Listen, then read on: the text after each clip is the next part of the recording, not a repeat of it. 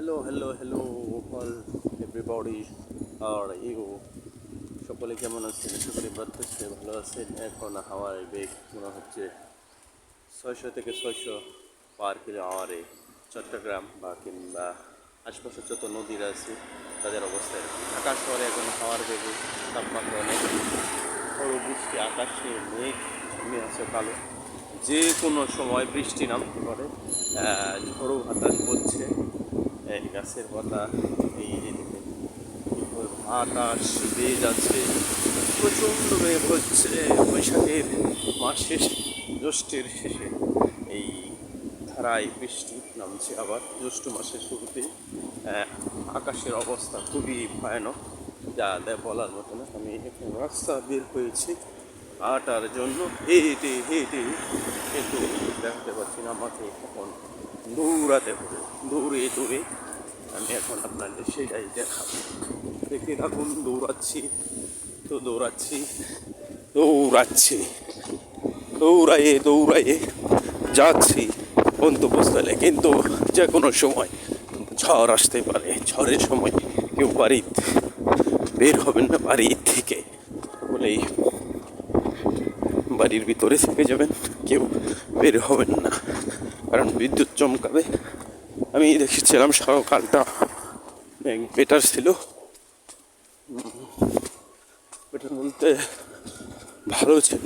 এখন অবশ্যই খুবই ভয়ানক আকার ধারণ করছে, কারণ হচ্ছে বৃষ্টি যে কোনো মুহূর্তে আসতে পারে। হ্যাঁ, শুধু বৃষ্টি না, কালবৈশাখী ঝড় হতে পারে, বিদ্যুৎ চমকাতে পারে। যে না ছোটো ছোটো বাচ্চা যারা রয়েছেন অবশ্যই ঘরের ভিতরে থাকবেন, সেফটি থাকবেন। আর বেশি কথা বলতে পারছি না, দেখতে থাকুন।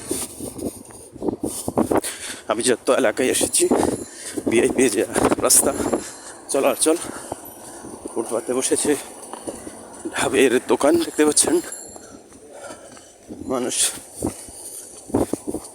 আসসালামু আলাইকুম। মর্নিং ওয়াক করে যেটা পানিটা সেটা খেয়ে থাকে, সেটাই দেখালাম। তো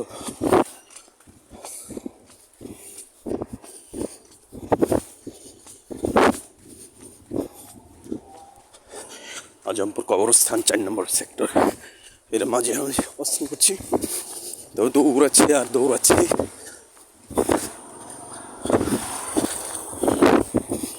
যেহেতু ভিআইপি এলাকার রাস্তা,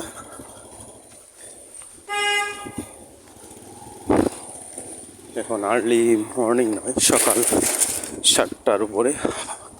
হাওয়ায় তাপমাত্রা এখন ভালোই রয়েছে, তারপরে বৃষ্টির আবির্ভাব, ঝোড়ো বাতাস বইছে।